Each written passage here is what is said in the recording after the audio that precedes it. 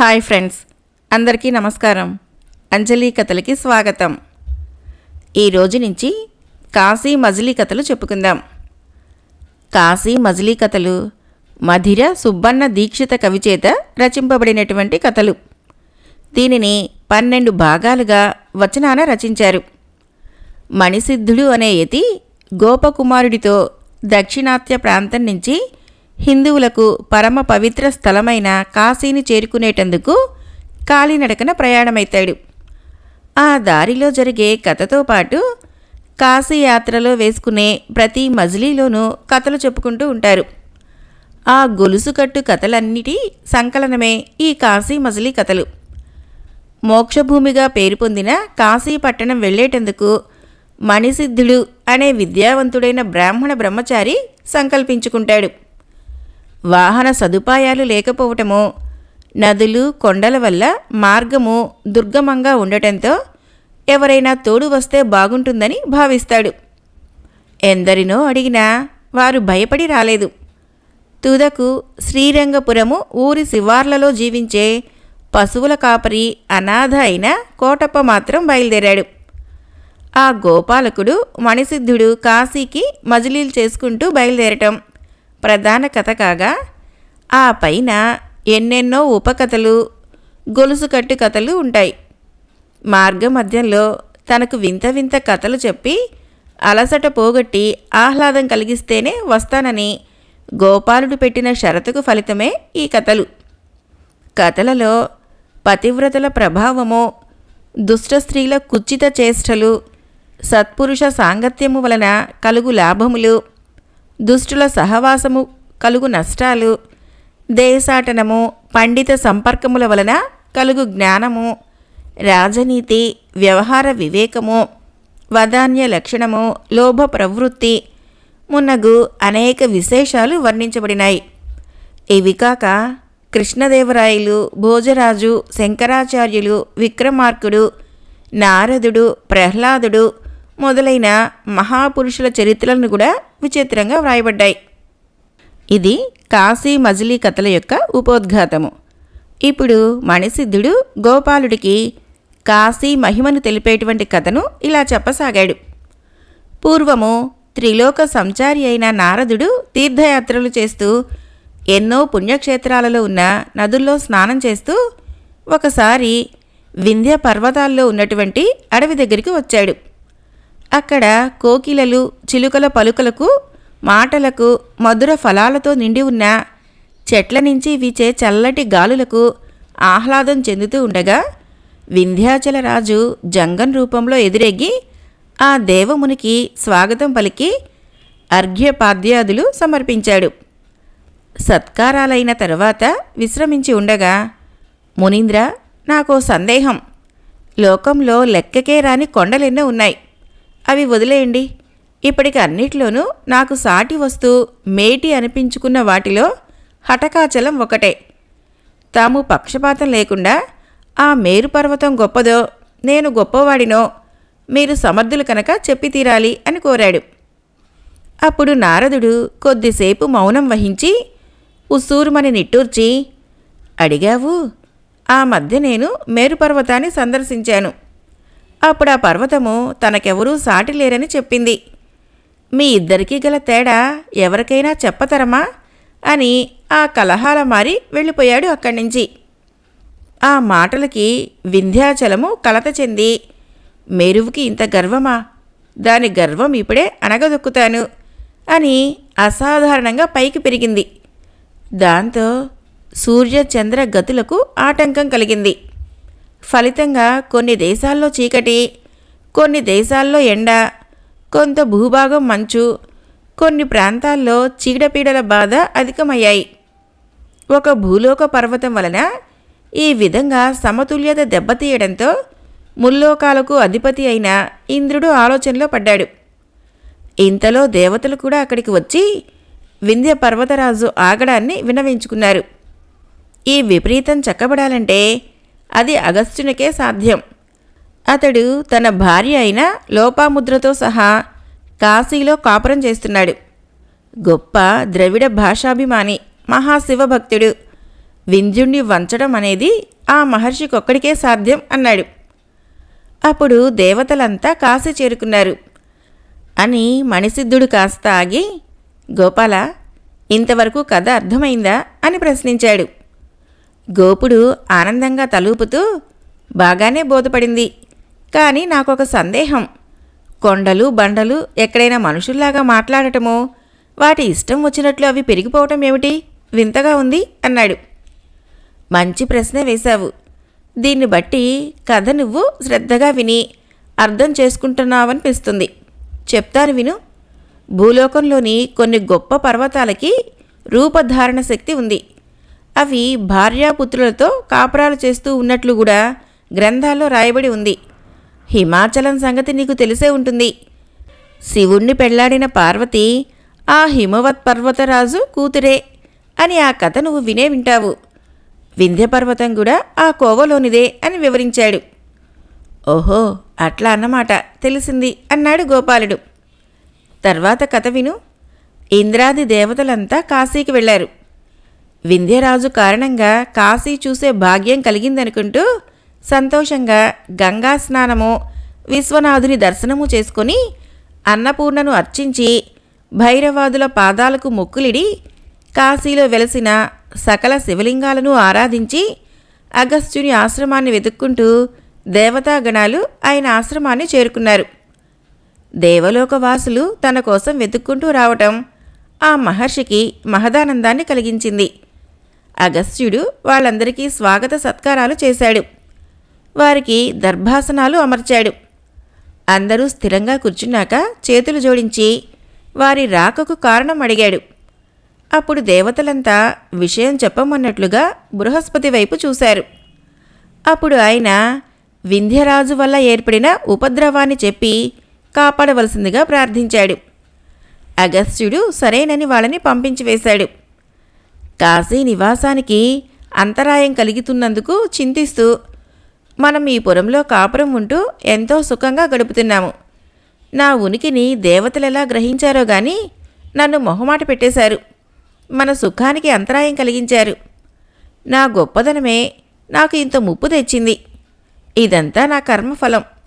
దేవతల ప్రతిపాదనకు ఒప్పుకోవద్దని నువ్వైనా చెప్పావు కాదు అని భార్యతో సహా ప్రయాణ సన్నాహాలు చేసుకున్నాడు అగస్త్యుడు. కాశీపురానికి 3 ప్రదక్షిణలు చేసి, గంగా భవానీ, నీ చల్లని నీడ విడిచి పైదేశం పోతున్నాను, అనుజ్ఞ ఇప్పించు. అన్నపూర్ణ, నీ చేతి భిక్ష వదులుకొని ఇంకో చోటుకు పోతున్నాను, దయచూడు తల్లి అంటూ అక్కడి దేవతలందరినీ పేరు పేరున ప్రార్థించాడు. కానీ అతడికి కాశీని వదిలి వెళ్ళటానికి కాళ్ళు రావటం లేదు. అయినా తప్పదు. ఇలా మణిసిద్ధుడు చెప్తూ ఉండగానే గోపాలుడు, అయ్యా, ఆ ఊరు వదలటానికి ఆయనకంత బాధ దేనికి? పని పూర్తయ్యాక తిరిగి రాకుండా అక్కడే ఉండిపోతాడా ఏంటి అని అడిగాడు. నీ ప్రశ్నకు జవాబు ముందర కథయే చెప్తుందిలే, విను అంటూ మళ్ళీ చెప్పసాగాడు మణిసిద్ధుడు. అట్లా భార్యా సమేతుడై అగస్త్యుడు వింధ్యరాజు దగ్గరికి వెళ్ళేసరికి ఆ వింధ్యుడు గర్వం విడిచి గురుభక్తితో వంగి వినయంగా అగస్త్యునికి పాదాభివందనం చేశాడు. వింధ్య పర్వతరాజు అలా తగ్గేసరికి సూర్యచంద్రుల గమనానికి అవరోధం తొలగింది. లోకోపద్రవాలన్నీ అణిగిపోయాయి. అంతటా ఆ మునివరేణ్యుడు కూడా, వత్స, మేము దక్షిణ దేశ యాత్ర నిమిత్తము వెళ్తున్నాము. మేం వచ్చేదాకా నువ్వు ఈ తీరుగానే వంగి ఉండు. అలా కాక నువ్వు నిక్కి నిగిడితే నీ పని చెప్తా. నా తపః ప్రభావానికి గురి కావలసి ఉంటుంది అన్నాడు. లోపాముద్రా సహితుడై దక్షిణ దేశాభిముఖంగా వెళ్ళిపోయాడు. అందువలనే అతడు తిరిగి కాశీకి వెళ్ళలేకపోయాడు. వింధ్యుణ్ణి యథాతథా రీతిలోనే ప్రతిష్ఠించిన వాడైనాడు అగస్త్యుడు. ఆ తర్వాత ఏం చేశాడు అని కుతూహలంగా అడిగాడు గోపాలుడు. తిరిగి ఇలా చెప్పసాగాడు.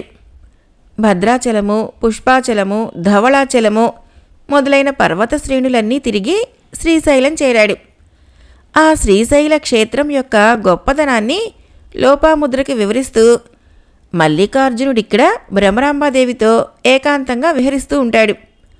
ఈ పర్వతం నుంచే పాతాళగంగ పేరిట కృష్ణానది ప్రవహిస్తూ ఉంటుంది.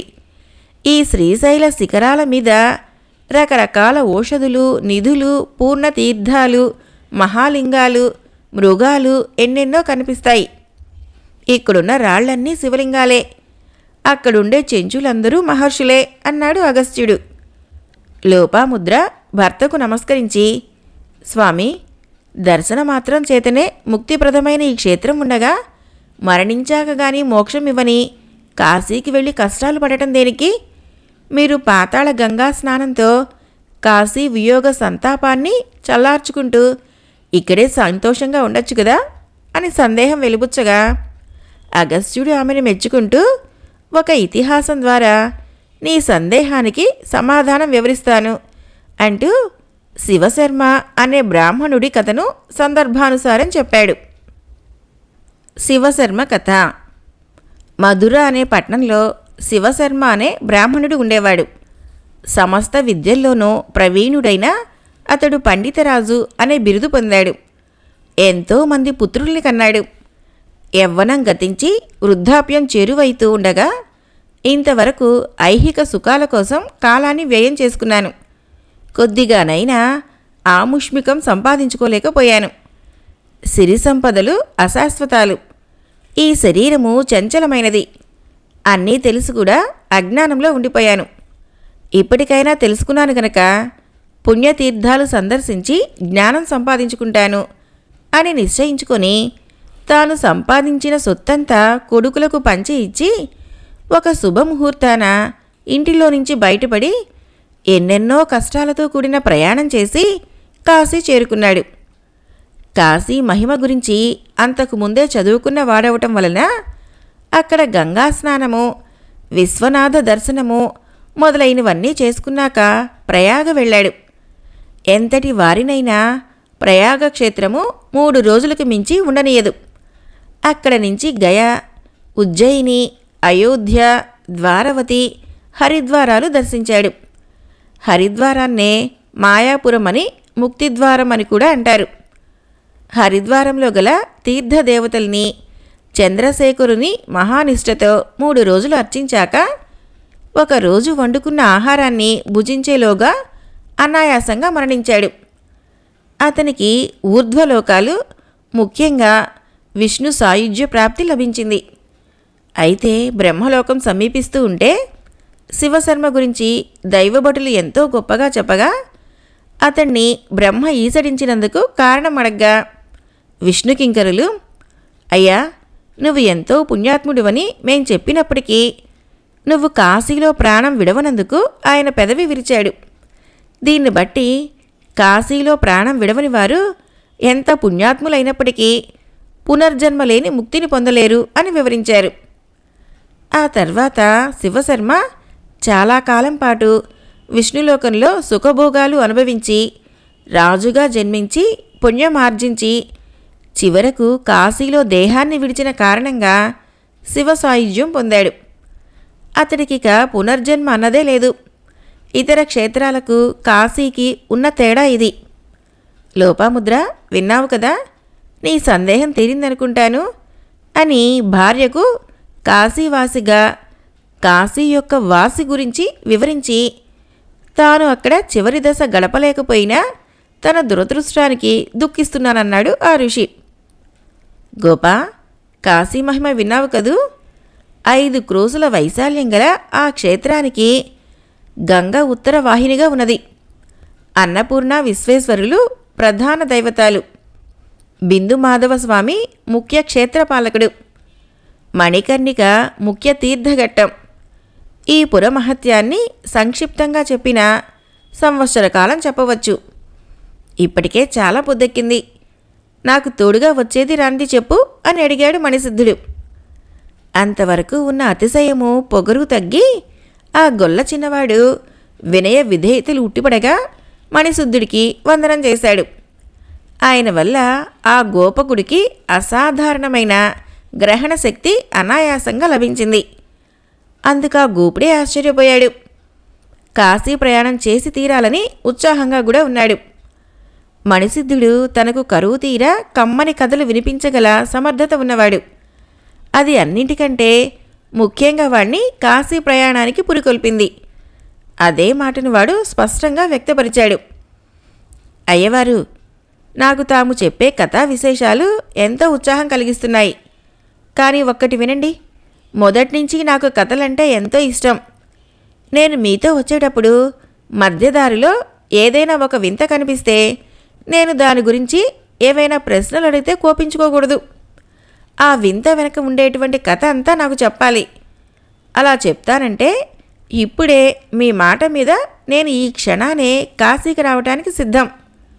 తీరా వచ్చాక మీరు కథలు చెప్పనంటే అక్కడి నుంచి అటే వెనక్కి తిరిగి వచ్చేస్తా. ఇది నా కోరిక. దీనికి మీరు ఒప్పుకోండి, నేను మాట తప్పకుండా వస్తాను అని వేడుకున్నాడు. దానికా యతీంద్రుడు సంతోషంగా సమ్మతించాడు. గోపా, ఇదే కదా నీ కోరిక? అలాంటి ప్రశ్నలు 100 వేసినా సరే ఆ 100ంటికి విచిత్రమైన కథలు నీకు జవాబుగా చెప్తాను. సరేనా? సందేహాలేమీ పెట్టుకోకు. మీ యజమానితో కూడా ఒక మాటగా చెప్పేసి త్వరగా రా అనగానే ఆ గోపబాలుడు ఈ సంగతినంతా తన కాపు యజమానికి చెప్పి ఒప్పించి కావలసిన సామాగ్రి అంతా కావడిగా కట్టి మణిసిద్ధుడి వెంట ఒక శుభముహూర్తాన కాశీకి ప్రయాణమైనాడు. వారు త్వరగా నడుస్తూ మొదటి మజిలీ చేరుకున్నారు. కాశీ మజిలీ కథలలో మొదటి మజిలీ.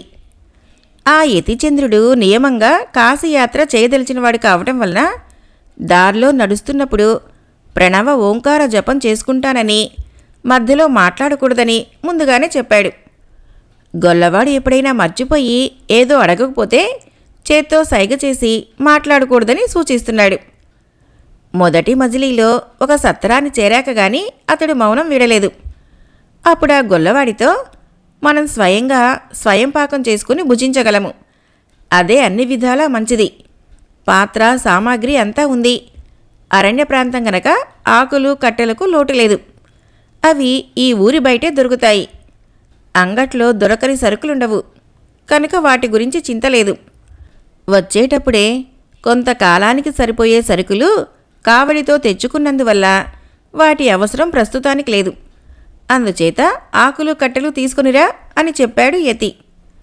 అడవుల్లో తిరగటం ఆ గొల్లవాడికి కొత్తేమీ కాదు గనక వాడేమీ భయపడక ఒక్కడే వెళ్ళి కొన్ని కట్టెలు కొట్టి కొన్ని ఆకులు కోసి మోపు కట్టి తల మీద ఎత్తుకుందామని పైకి చూసేసరికి కళ్లకు కనిపించేంత దూరంలో ఒక కీలు రథం వెళుతూ వాడి కళ్ళ పడింది. అది చూసి వాడు ఆశ్చర్యపోతూ, ఓహో, ఇదేం వింత! ఈ బండి భూమిని అంటకుండానే వెళ్తుందే. దీని సంగతేమిటో మన అయ్యగారినే అడిగి తెలుసుకోవాలి అనుకుంటూ వడివడిగా సత్రానికి వచ్చి అయ్యగారు అంటూ కేకవేశాడు. అయ్యగారు మడికట్టుకుంటే ఇతర జాతుల వారితో మాట్లాడరు. అది తెలియక వాడు ఎంత గట్టిగా అరిచినా స్వామి మాట్లాడకపోవడంతో వాడికి అలక వచ్చింది. ఈ కేకకు మాట్లాడకపోతే నేనిప్పుడే ఇట్నుంచి ఇటే మా ఇంటికి పోతున్నా అంటూ నెత్తిమీద కట్టెల మోపు ధబీమని ఎత్తి అక్కడేసేశాడు. అప్పుడు ఆ తపస్వి యువతలకు వచ్చి భోజనం చేశాక మాట్లాడతానంటూ చేత్తో సైగ చేసి తాను త్వరగా వంట ముగించి భోజనం చేసి గోపాలుడికింత పెట్టి ఒక చక్కని జాగా చూసుకొని విశ్రమిస్తూ వాణ్ణి పిలిచి, గోపా, నువ్వు చూసిన విశేషమేంటో చెప్పు అనగా వాడు ఇలా అన్నాడు. అయ్యా, నేను ఆకులకి వెళ్ళినప్పుడు ఒక బండి ఆకాశ మార్గాన పోతున్నది. అందులో కొందరు స్త్రీ పురుషులు వినోదంగా మాట్లాడుకుంటున్నట్లు నాకు వినిపించింది. ఇది చాలా చిత్రంగా ఉంది. దాని వృత్తాంతమేమిటో చెప్పండి అన్నాడు.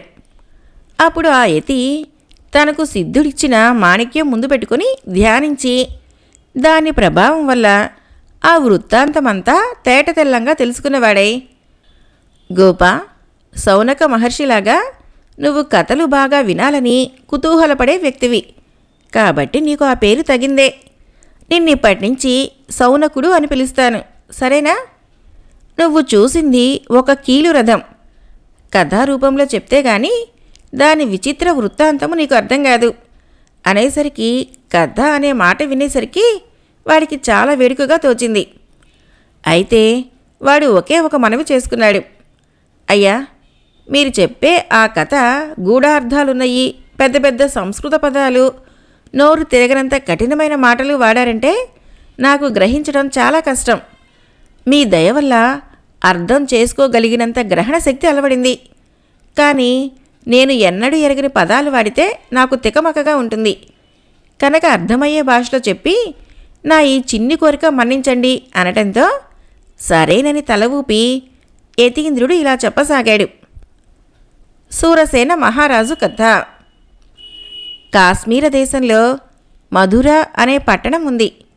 దాన్ని ధార్మికుడు, నీతిమంతుడు, వివేక వినయశీలుడు అయిన సూరసేనుడు అనే రాజు పరిపాలిస్తున్నాడు. అతనికి వినయనిధి అనే మంత్రి, కళానిధి అనే పురోహితుడు రాచకార్యాలలోనూ ప్రజల సంక్షేమ వ్యవహారాల్లోనూ సహకరిస్తున్నారు.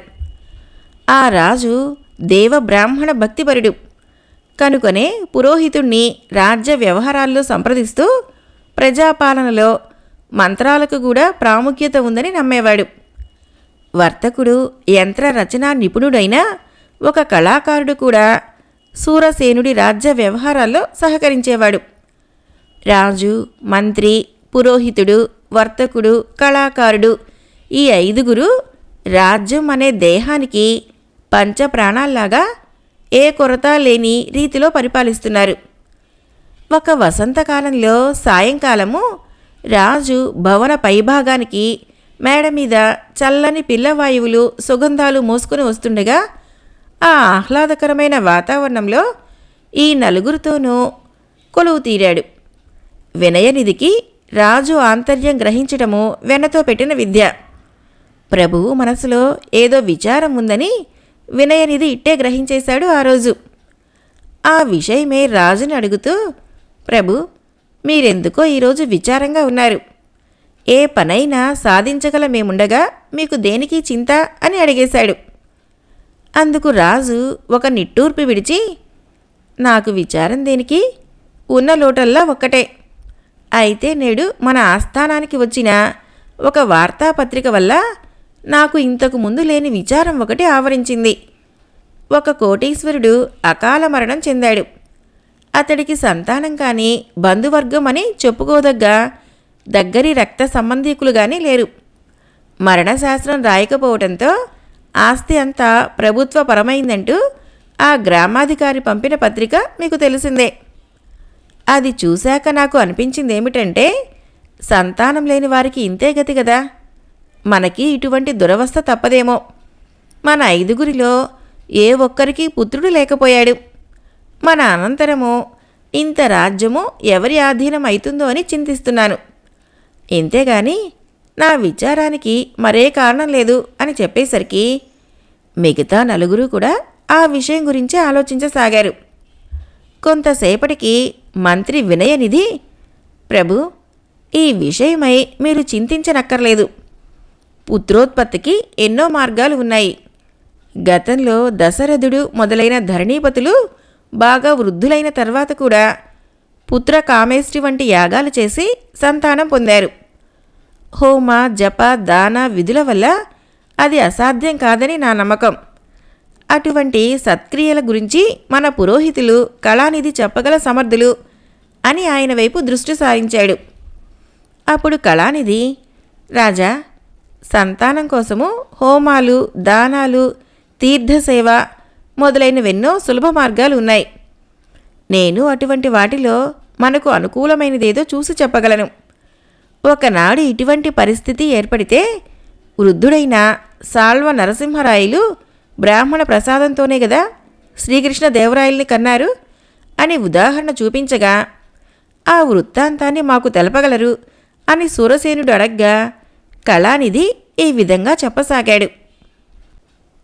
కాశీ మజిలీ కథలు మొదటి భాగం సమాప్తం. రేపు కృష్ణదేవరాయల జనన కథను గురించి చెప్పుకుందాం.